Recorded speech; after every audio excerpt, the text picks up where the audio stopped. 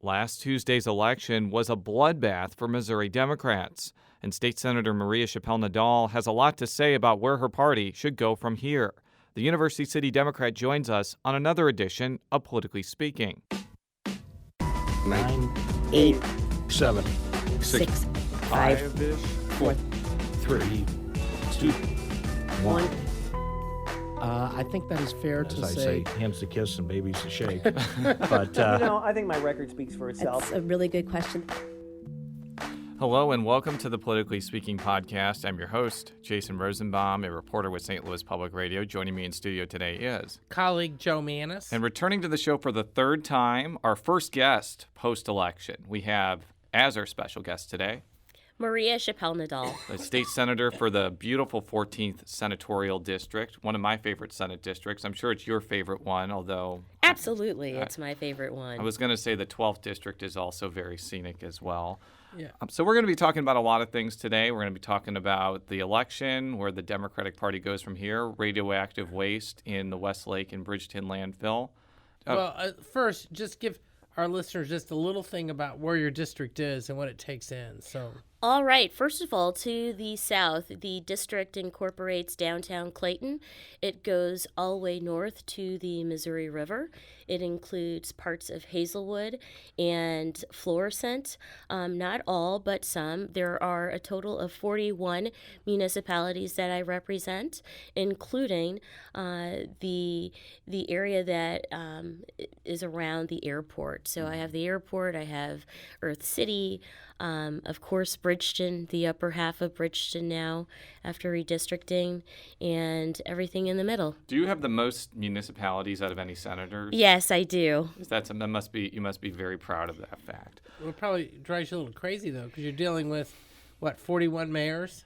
Well, this is what I do. I have quarterly meetings with all the mayors, and I have done so for the last 6 years because I wanted to give them an opportunity to bring to the table any of the issues that they may have. Yes, it's obviously very difficult to have 41 mayors and 10 school districts that I represent, but I thought as long as I give each and every one an opportunity to communicate with their state senator, we would have a good relationship.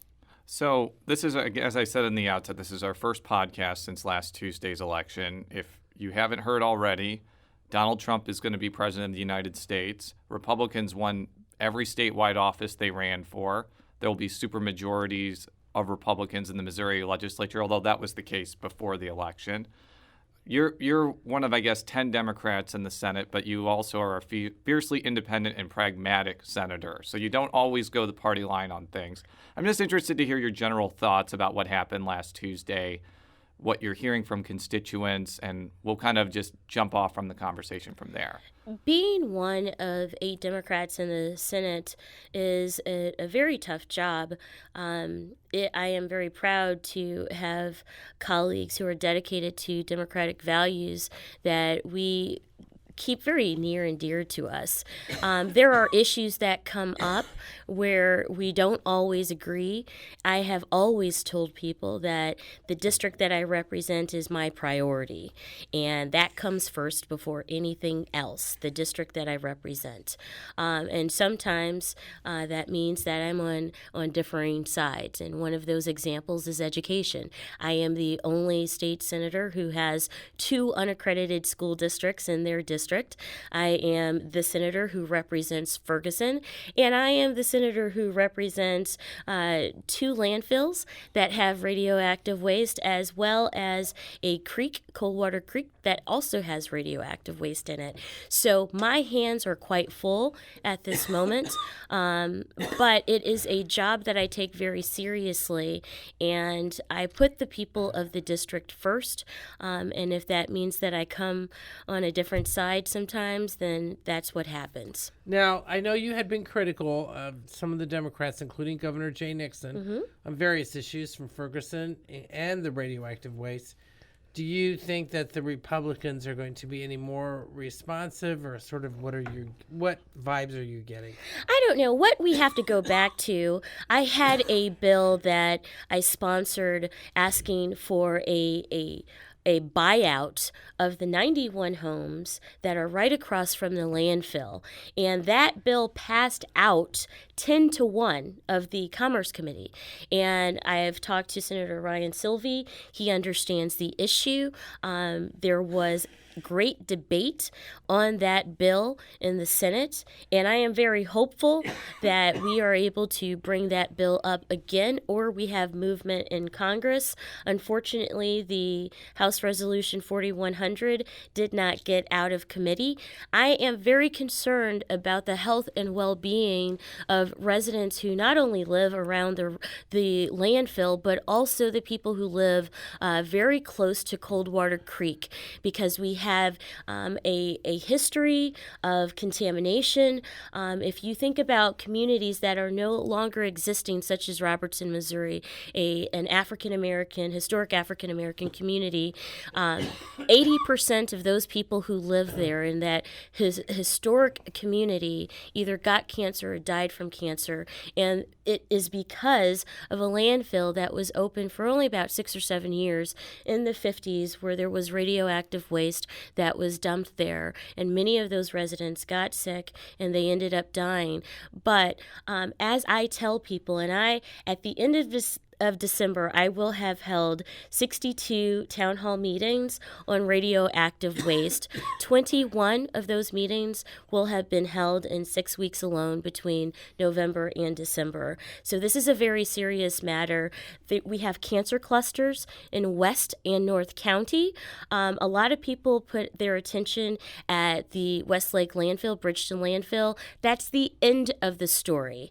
We have unscrupulous haulers who decided to, instead of doing what the federal government said at the time, which was to take this waste to Colorado, at that time decided to put profits over people, and just ended up having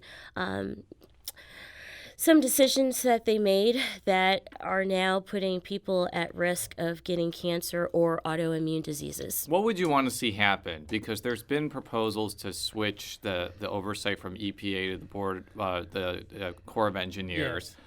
Would you want to see that? Would you want to see the radioactive waste that's in the landfill extracted and moved somewhere else? I want to know, what do you think the solution is from a public policy standpoint? Since 2013, I have filed a bill to remove the EPA and replace it with FUSRAP, which is the formerly utilized Sites Remedial Action Program. This is the sole responsibility of the federal government, which is one of the reasons why I ran for Congress in the first place. We are going back all the way to 1930s, where there are 3 presidents who are involved in this project. There are departments that no longer exist in federal government. We created, the Department of War created this program, the Manhattan Project, to protect our country. However, going about that entire thing, we were not responsible after the war and during the Cold War in getting rid of that waste in a way that people would not be endangered. And so here's what I want, first of all. Number one, there should be a congressional committee that reviews the EPA and their handling of this. Not only the EPA, but also the Department of Energy, because that existed before the EPA did. Number two, we need to have immediate buyout, not just in those 91 neighborhoods, but we also need to look at least 3 miles that extend from the landfill and that extend from Coldwater Creek as well. As I am finding in my studies and my research, there are a number of people who have been getting sick around Coldwater Creek, don't know it. And unfortunately, I think this is a matter of a lot of neighbors not talking to other neighbors. There is a person who lives in Bridgeton who lives 3 miles away from the landfill, and she's been going door to door, God bless her. She's been going door to door asking neighbors about illnesses that they've had. And in her first reporting, she said, Maria, out of 47 homes, there are 25 homes where people have gotten cancer, people have died of cancer out of 47 homes. And that's 3 miles away from the Bridgeton landfill. This contamination is not only airborne, but it is also in our groundwater. You and other media outlets have reported in the last month that in the groundwater there has been discovered benzene as well as toluene, and you also have some raffinate in the water contamination as well. I have been greatly concerned about the water intake centers in North County and North City. We have gotten reporting from American Water that the water is safe. However, what we should be concerned about is the groundwater that is near the water pipes going into buildings around the landfill. I am afraid that, and I don't know, I'm not a scientist, but my suspicion is that we have radioactive contaminants seeping through our water pipes and getting into the water. I am getting reports of people who are working at Charter, people who are working at AT&T, people who are working at UPS, and people who are working at Frito-Lay who have gotten sick by drinking the water. I think there's contamination that is getting into the water through the groundwater. Now, the site is split between two congressional districts. Excuse me, I've got a cold, folks. Okay, so Ann Wagner has part of it, and Lacey Clay is the other half. I know they've sponsored a bill last session, but how responsive have they been, in your view, and what do you think is going to be happening now? The Republican edge in the U.S. House decreases slightly, but it doesn't really matter since the GOP is still in control, and now they have the White House. So just kind of what's your sense of how responsive they've been or not? Mrs. Wagner has responded by blaming Democrats. Mr. Clay has been responding by blaming Republicans. I look at their finance contributions. Mallinckrodt has given to both of them. The attorneys locally who are representing the Cotter Corporation have given to both of them. There were 5 or 6 environmental bills that passed out of committee within the last 5 or 6 weeks, and not one of them was 4100. I think it was the mission to help residents in St. Louis with this issue was restricted because of the corporate interests and the amount of money that these corporations who are liable would have to pay. This would be billions of dollars that should come back to St. Louis because the irresponsibility of the former Cotter Corporation, which is now Exelon. Right. Well, and then you've got Senator Blunt's son, who's one of the lobbyists for Exelon. Yes. So how responsive is him? In other words, is there anybody in the congressional delegation in the Senate or the House who has been particularly responsive to this? I know there was something that passed the Senate last session. Yes. But now that's dead. Yes. You know. Absolutely. Okay, so ahead. let me tell you, historically, if you look at documents that are at UMSL and other places, there are only 2 federally elected officials who stand out. One of them being Kit Bond. He wrote a letter in 1996 referring to the amount of radioactive waste that we had, over 100 vicinities, if you counted Sandia, Los Alamos, and some other places. We had more contamination than any of those places. St. Louis is known as the secret city because we are the ones who had this radioactive waste, this uranium, the most potent uranium in the entire world, from a mine in the Belgian Congo called Chinkalabwe. The other congressional leader historically that has been very prominent in this is U.S. Representative Buechner. He was huge in trying to deal with Coldwater Creek. Was that a Missouri rep or was it somebody He was else? a Missouri rep from Kirkwood. Yeah, Okay. Jack Buechner. Yeah. Okay. Yes, Continue. he now lives in Washington, D.C. I've talked to his wife. He has Alzheimer's. But I am very, I'm a Democrat, but I got to say, when I look through these historical papers and I see only Kit Bond and U.S. Representative Buechner standing up for people who are Buechner getting was a contaminated. Republican also. And see, here's the other thing. There are other people who knew about this. In 1981, there is a document. Actually, it's a St. Louis Post-Dispatch article where you had the former mayor, Palmer from Hazelwood, who said that we need to deal with this situation as urgently and as soon as possible because we've been studying it for the last 30 years. That is what he said in 1981, and at the time, in the article, Vince Schamel was mentioned. Furthermore, there is a 4-page letter that was written by the director of the St. Louis City Health Department, who also cited that there would be a problem with long-term exposure of this radioactive waste in the ground, and it would be a huge problem for people and their health, and that was also under Vince Schamel, and that's 1986. So there are a lot of people who have known about this and have done absolutely nothing about it. And this could segue into other things, but you have an attorney general and a new governor who have never run for office before.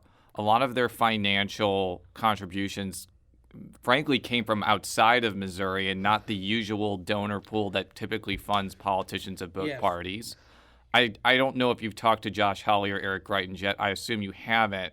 But do you think that they would be receptive to not only listening to your point of view, but actually following through on it, given that they're both newcomers and they may not have the interest that you kind of alluded to? Here's my response to that. I'm going to be very frank. Sure.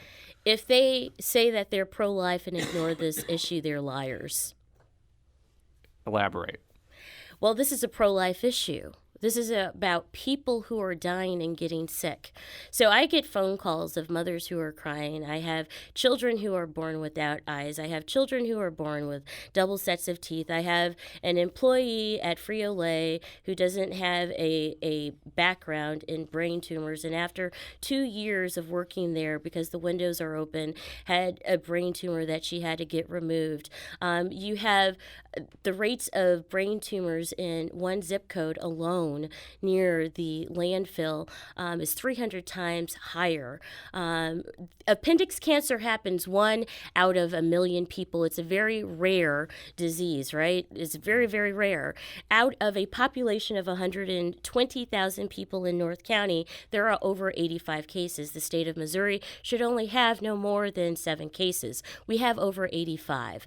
We know that by the tracking of an independent group, but also I have added more numbers to that because of the number of town hall meetings I have had in the district. So this is an enormous issue, and a lot of people don't like to talk about radioactive waste because it's not a sexy issue to talk about. But this is a pro-life issue, and if there is anyone who is out there who purports that they are pro-life, they are absolute liars if they don't deal with this issue. Now, looking at this more broadly as part of what's going to be facing the General Assembly in January, technically this is a federal issue, but as you've alluded to, you often need state help on this, or state interest. What do you see as, I mean, with the Republicans now controlling everything, what do you think will be, A, your influence, B, how will you be able to proceed on a number of issues that I know you've been vocal about, aside from the landfill? I think this is a great opportunity to deal with children who are in unaccredited school districts. We have generations of children of color and in poverty who have not gotten an opportunity to escape the school buildings that they're in, that have relentlessly been just terrible when it comes to providing them quality education. We have generations of people who have a very, very, very substandard education. And I want to give children an opportunity to succeed.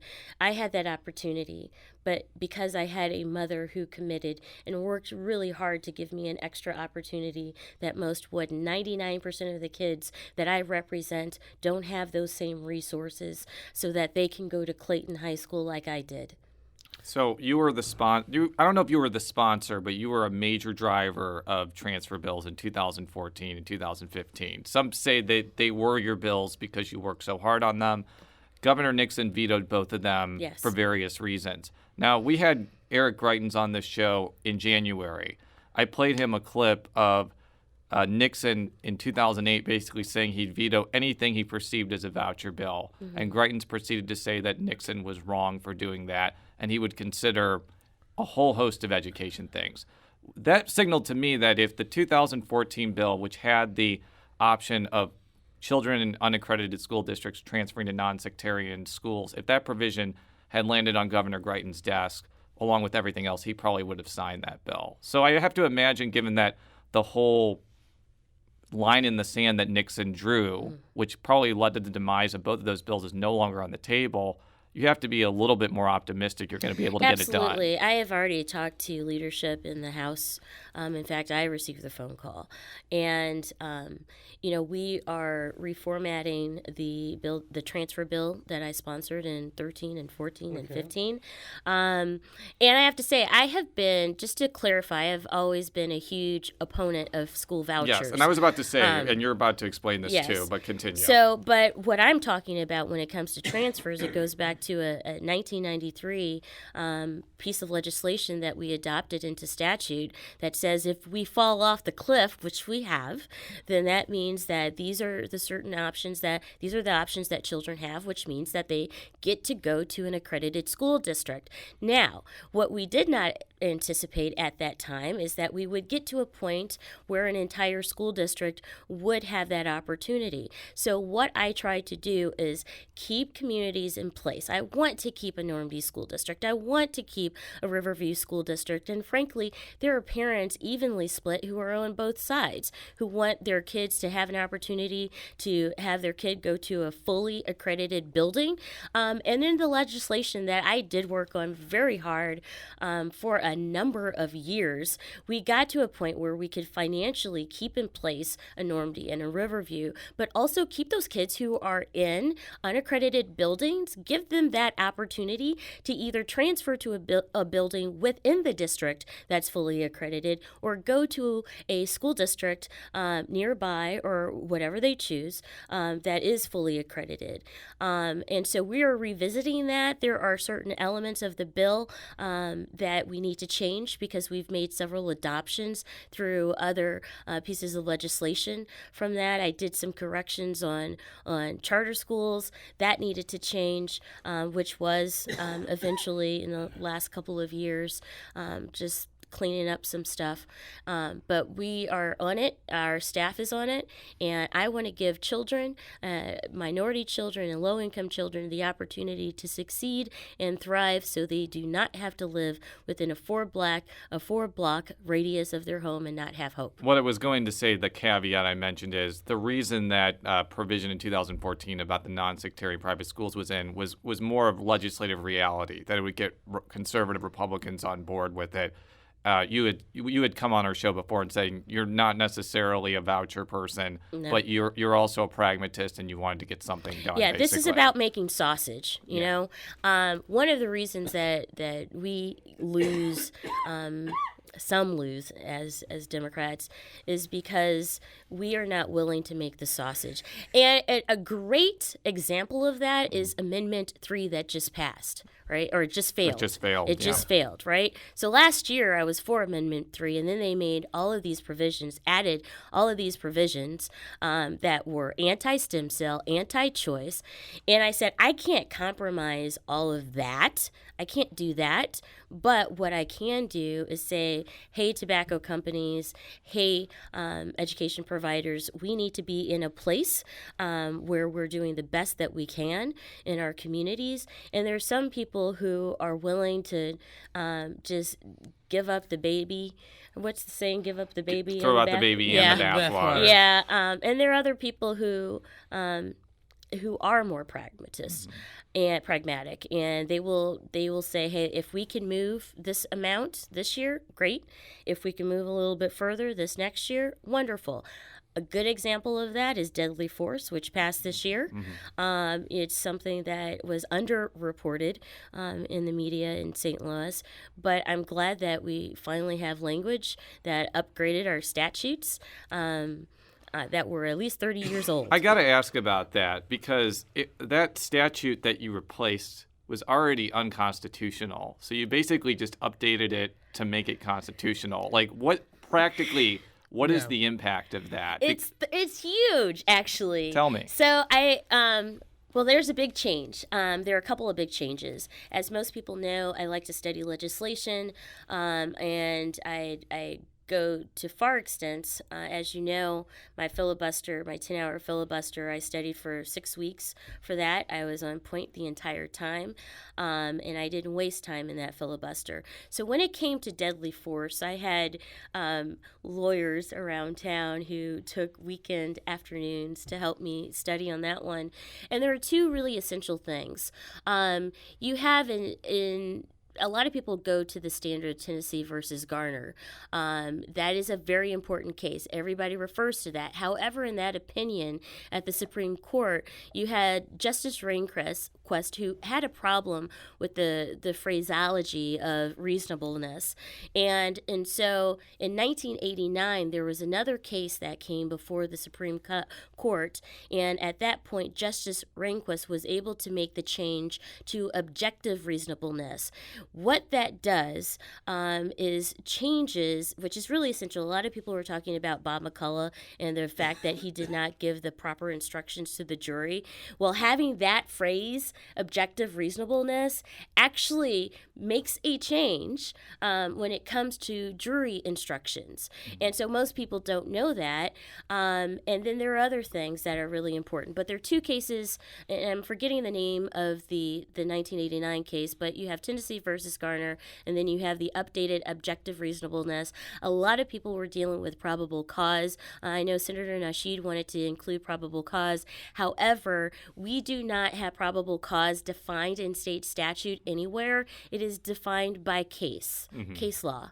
Yeah, that's important. So are you concerned at all with everything? It's been over 2 years since the whole Ferguson thing started with the death of Michael Brown.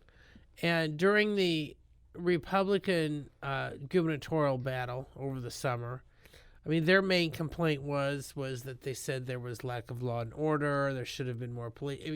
Well, you heard the angle. So it was very much pro-police, a feeling that there had not been enough to guard against some of the fires and other property damage, and the pledges that they would do something about it. And Greitens has even made comments, like defending the police officer, Darren Wilson. Look, with that as the backdrop, my question is, do you think there's going to be any constructive lessons that the General Assembly and the new governor take going forward on Ferguson, or is this just going to be something that they see in the rearview mirror and they really don't want to deal with? That's an interesting question that you posed. I think two things, really. One, it's for Republicans, they're always pro-law, but you know what? I'm pro-law too. And even preceding Ferguson, I was going on ride-alongs with police officers. In fact, some of my best friends are police officers, and realized the error in judgment that some minority police officers have and take in law enforcement. I think it's very important that we adopt certain principles, such as cultural understanding. I am a woman of color, and I also happen to have a Hispanic mother. My personality is very much like my family on my mother's side, not my father's side. My father's side, they're very cool.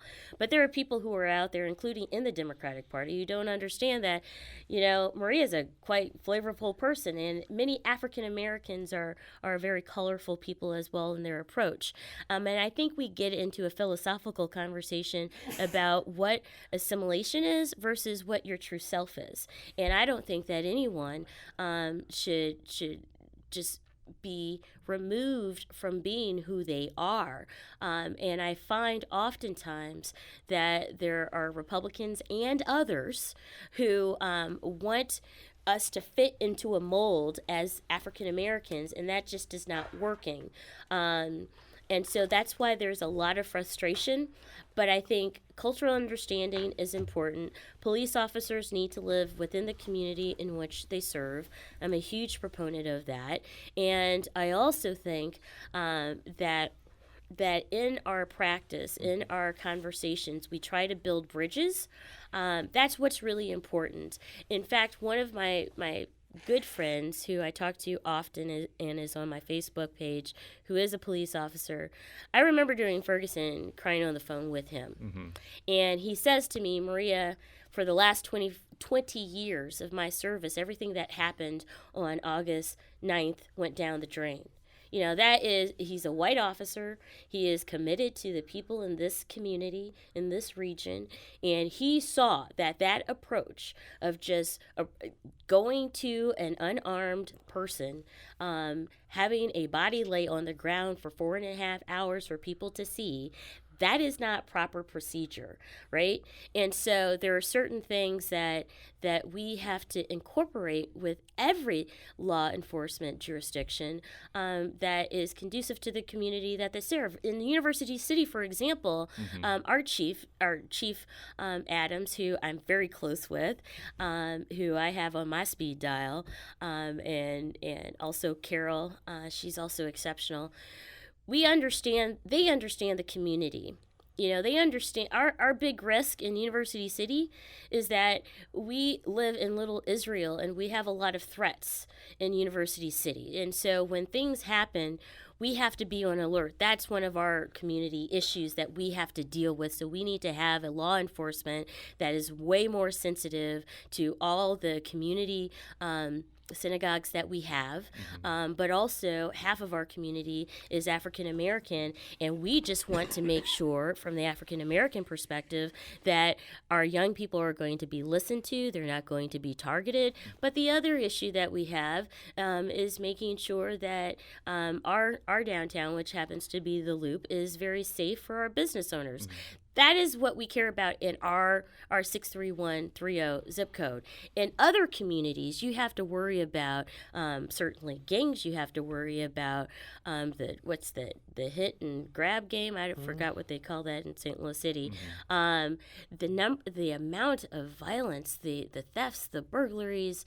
When I was on the campaign trail this summer, one of the biggest issues that came up is dumping in St. Louis City, and it's an issue that has been totally ignored. What I do appreciate, which I think St. Louis City does a great job at, they go to these neighborhood meetings. That was really impressive. I had not seen it like that. We have a program. City folk like our neighborhood meetings, but yes, continue. It's absolutely amazing, and the police officers give updates on burglaries, robberies, rapes, all that stuff. So I think the more police officers engage in the community and try to understand the position that people are coming from, which may not be like their own, the better we're off. But we have to understand that we all have a different filter. We all have different experiences.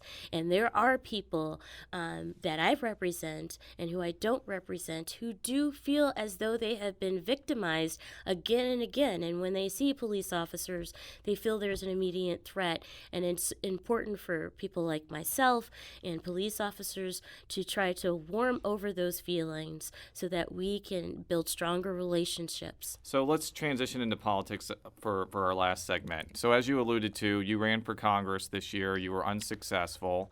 Congressman Lacey Clay won by a substantial margin, but your campaign wasn't not impactful. It did have an impact in a sense that I'm about to explain. You ended up providing financial assistance to a number of candidates that ended up winning. Rochelle Walton Gray in the 4th County Council District, Jay Mosley, a state rep who won a primary and recently beat Keith English, and eventually Bruce Franks after his revote.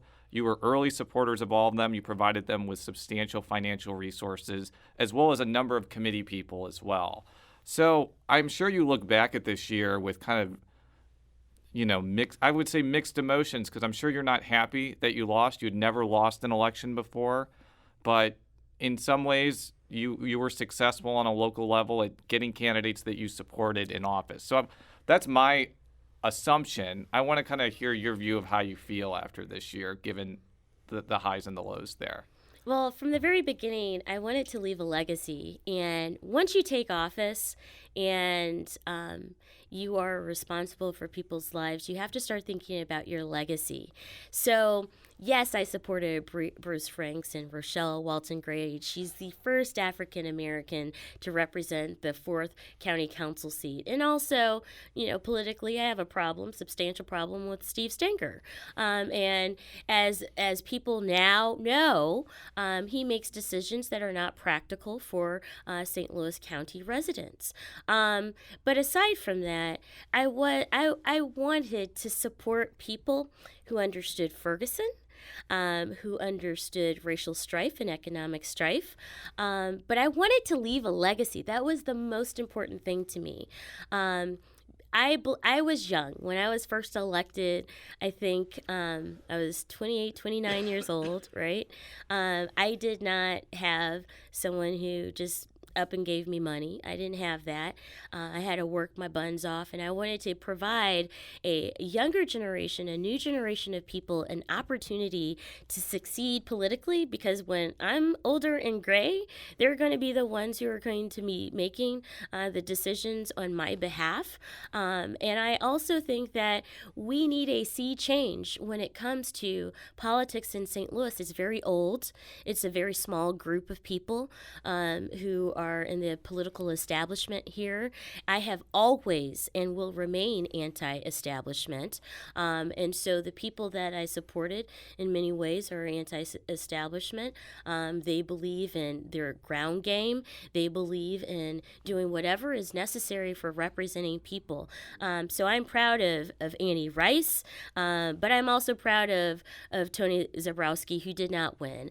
I am proud of Marty Murray, who won, who is an exceptional leader and has taken even more so of a leadership role. I'm very proud of Rasheen.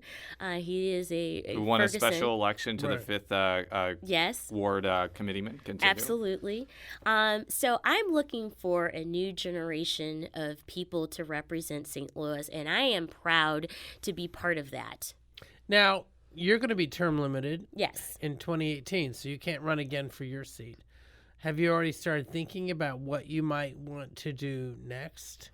Yes. And then the general climate for Democrats. But go ahead and answer the first question. There are several options that are out there that I'm weighing, and I'm taking them all very seriously.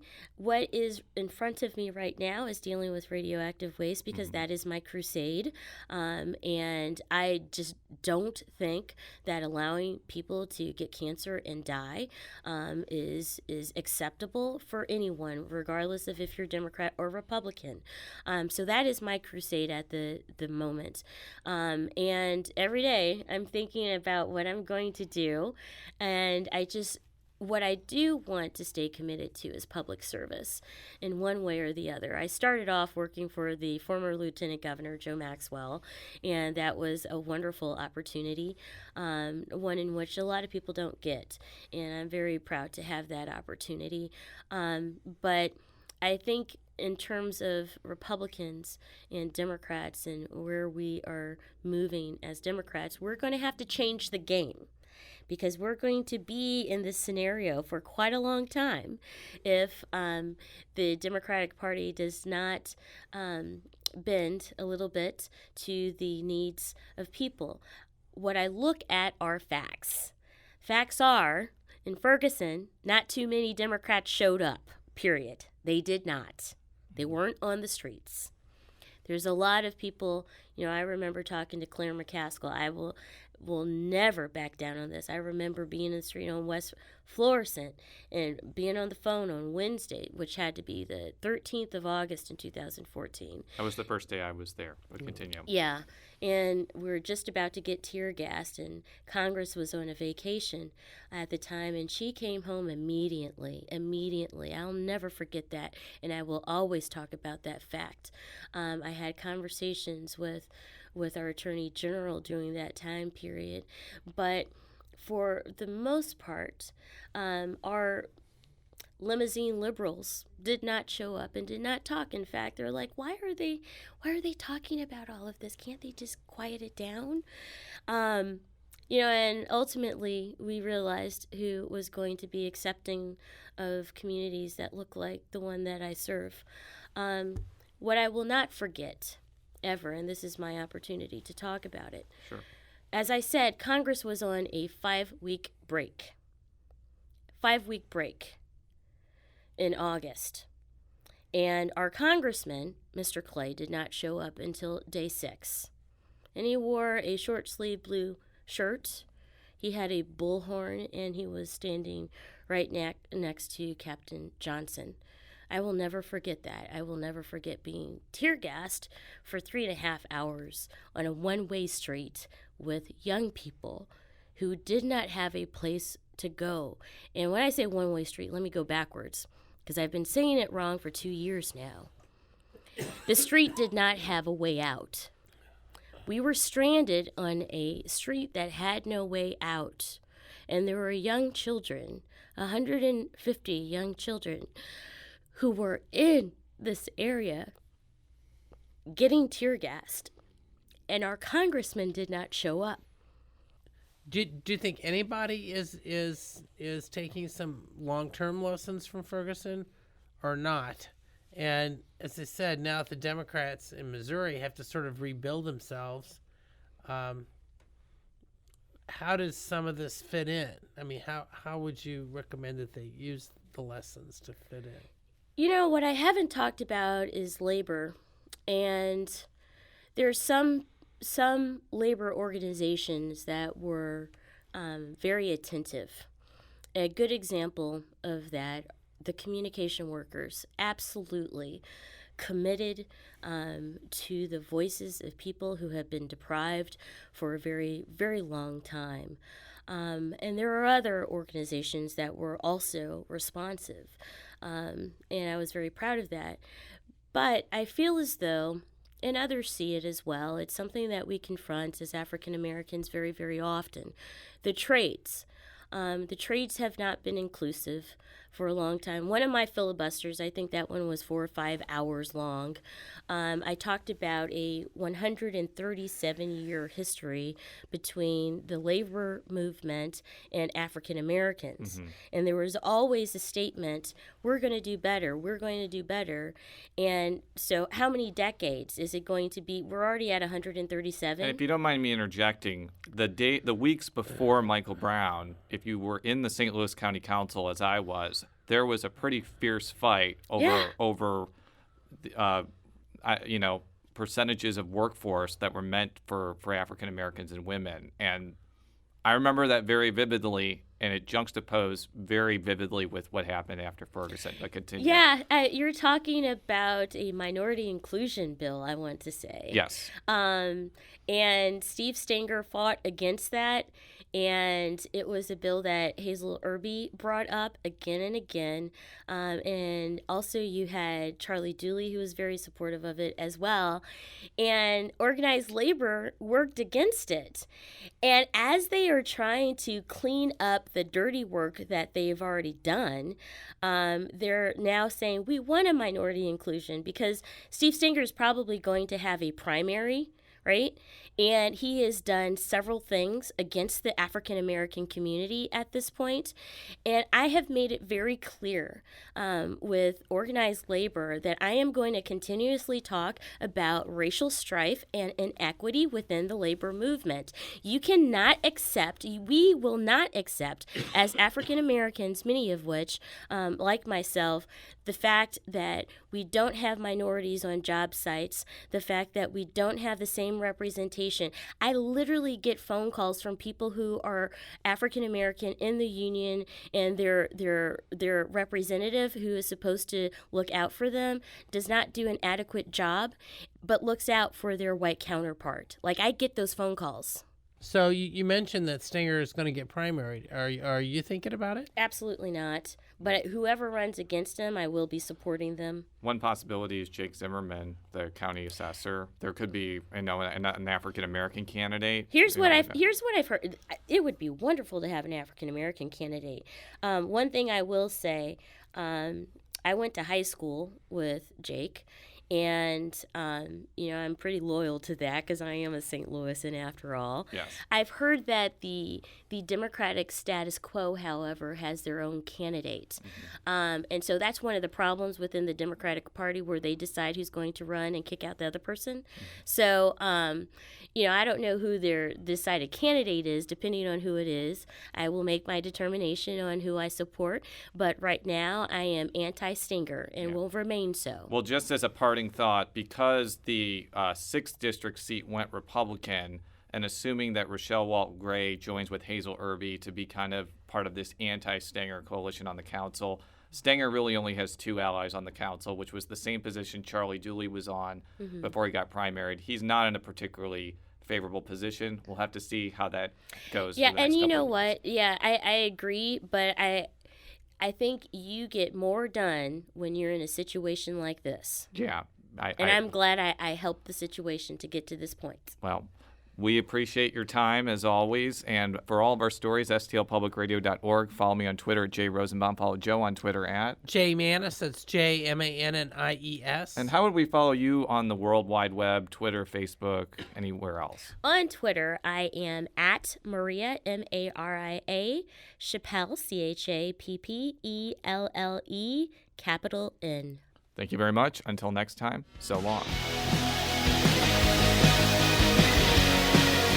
Yes,